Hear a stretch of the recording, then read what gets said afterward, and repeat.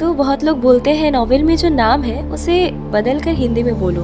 मैंने भी सोचा है हिंदी में ठीक रहेगा और किसी को कोई कंफ्यूजन भी नहीं होगी, क्योंकि आगे अभी बहुत सारे न्यू कैरेक्टर्स आने वाले हैं। लेकिन जो स्टार्टिंग के 2-3 कैरेक्टर्स हैं उनका नाम वही पुराना वाला ही रहेगा।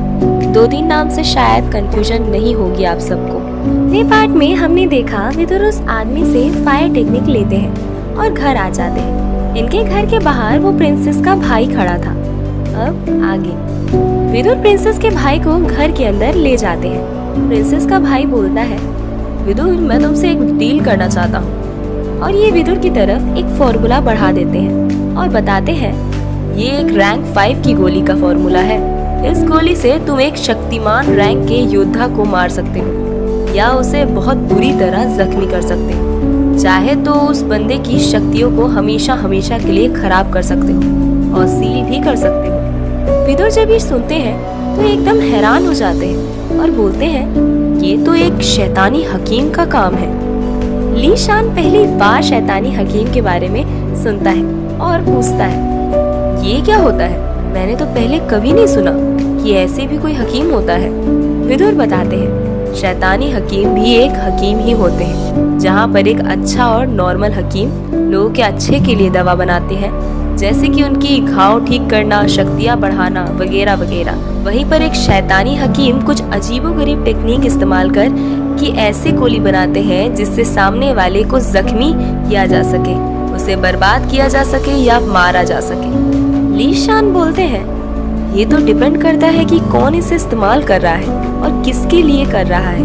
विदुर कहते हैं हाँ तुम सही कह रहे हो, और वहाँ से उठकर ली शान के लिए नाश्ता लेने चले जाते हैं। ली शान पूछते हैं विदुर क्या तुम्हें मेरी डील मंजूर है। विदुर सोचते हैं भले ही ये गोली अच्छी गोली नहीं है, लेकिन है तो एक रैंक 5 की ही गोली है। विदुर को सोचता देख ली शान बोलते हैं क्या तुम मुझे उस गोली का फॉर्मूला दे सकते हो जो तुमने स्कूल के एग्जाम में बनाया था। विदुर बोलते हैं आपका ऑफर सही है, लेकिन मेरी भी कुछ मजबूरियां हैं, मुझे माफ कीजिए मैं वो आपको नहीं बता सकता। ली शान बोलते हैं विदुर क्या तुम्हें मेरा ऑफर अच्छा नहीं लगा? अगर ऐसा है तो तुम बस उस फॉर्मूला का दाम बताओ।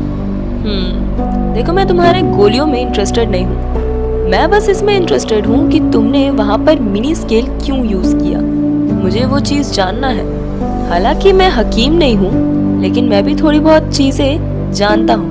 नॉर्मली मिनी स्केल रैंक 6 का हकीम इस्तेमाल करता है, वो भी रैंक 6 या उससे ऊपर की गोली के लिए, लेकिन तुमने रैंक 3 की गोली बनाई थी और उसके लिए मिनी स्केल इस्तेमाल किया, क्यों?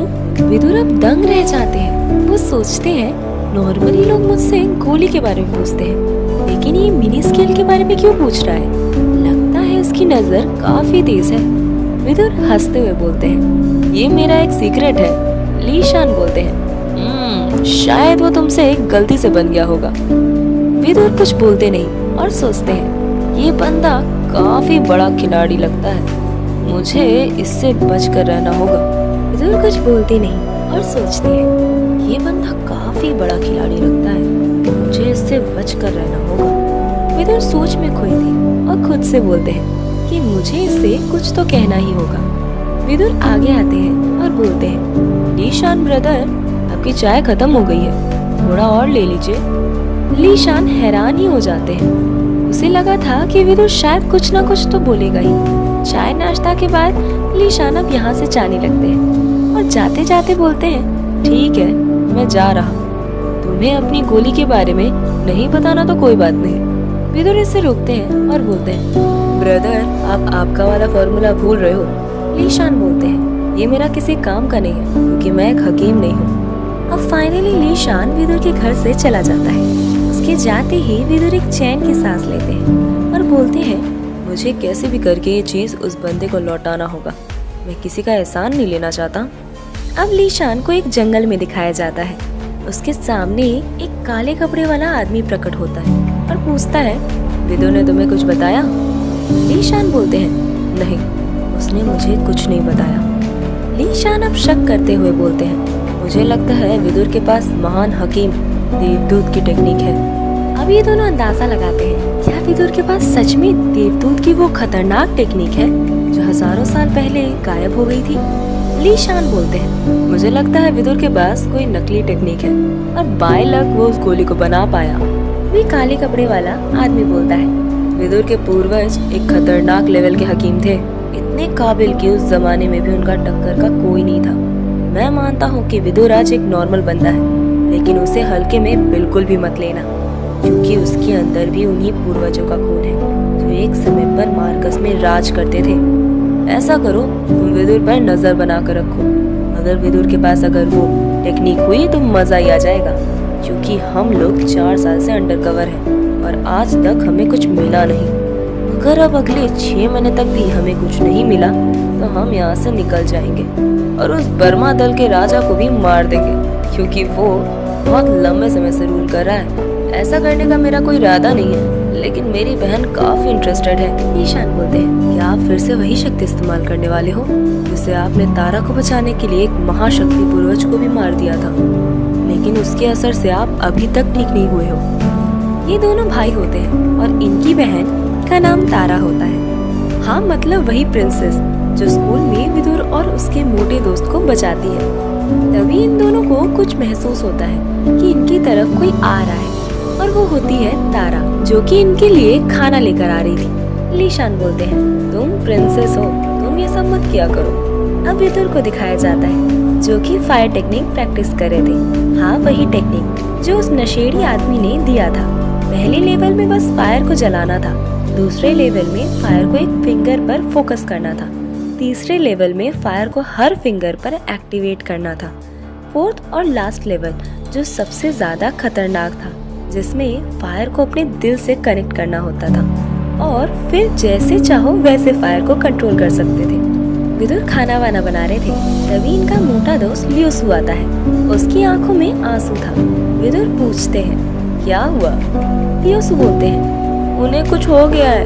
अब सीन शिफ्ट होता है और एक लड़के को दिखाया जाता है। वो किसी से डिस्कस कर रहा था और बोलता है, तुम विदुर और उसके दोस्तों को नहीं संभाल पाए? तभी दूसरा लड़का बोलता है, बीच में वो प्रिंसेस आ गई थी और उसने मेरी हड्डियां भी तोड़ दी थी। अब वो पहला लड़का बोलता है, प्रिंसेस वो बस नाम की प्रिंसेस है, वो लोग दल में नए आए हैं, इसलिए अपना दल उन पर थोड़ा ध्यान देता है, नहीं तो मैं उन्हें कब का ठिकाने लगा देता। अब ये जो लड़का था वो था याओ फेंग और उसका बड़ा भाई। याओ फेंग बोलता है, अब तो विदुर फर्स्ट भी आया है स्कूल में, अब तो वो और भी ज्यादा घमंडी हो जाएगा। उसका बड़ा भाई बोलता है, टेंशन मत लो, मैं उसे देख लूंगा, अब तो वो एकेडमी में ही आएगा ना। ये लोग बातें कर ही रहे थे, तभी इधर विदुर और उनका मोटा दोस्त भागते हुए आते हैं। याओ फेंग और उसके भाई खुश हो जाते हैं कि अब ये लोग इन्हें सबक सिखाएंगे। विदुर काफी गुस्से में था और याओ फेंग से बोलते हैं, साइड हट जाओ। फेंग को इग्नोर मार के विदुर और उनका दोस्त जंगल की तरफ भागते हैं। विदुर रो रहे थे और कह रहे थे, मॉम आपको ठीक रहना होगा, मैं आ रहा हूँ।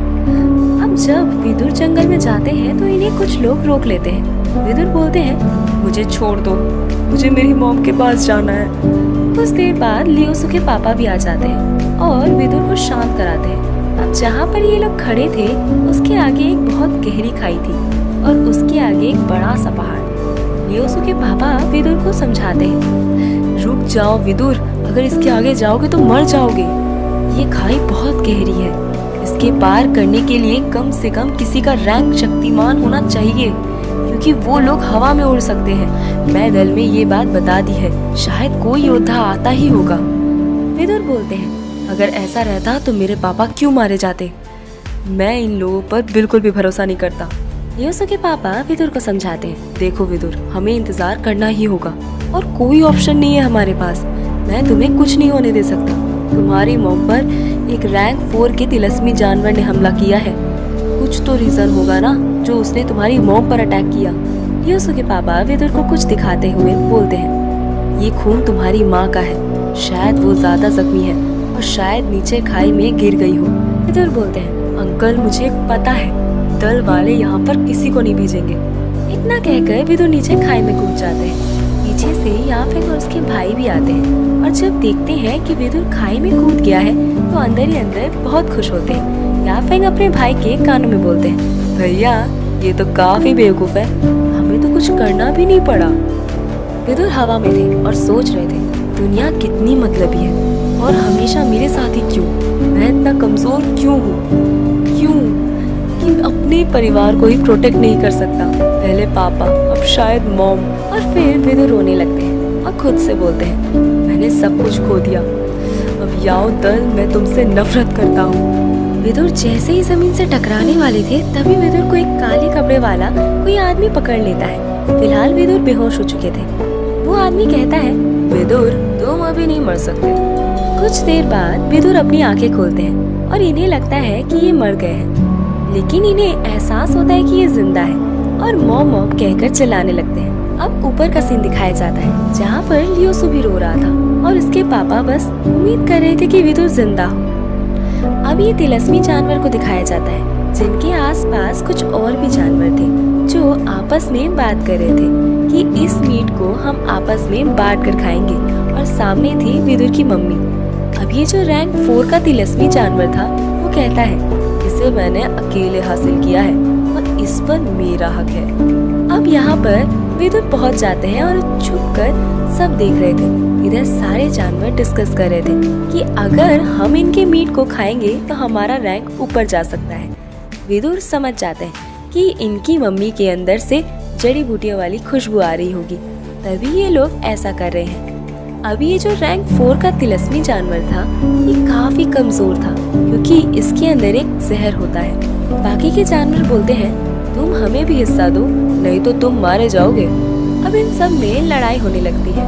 अब रैंक 4 वाला तिलस्मी जानवर काफी गुस्सा हो जाता है क्योंकि फिलहाल वो कमजोर भी था और वो अपने तिलस्मी पत्थर को ब्लास्ट कर देता है जिसकी शक्ति ऊपर तक दिखाई देती है।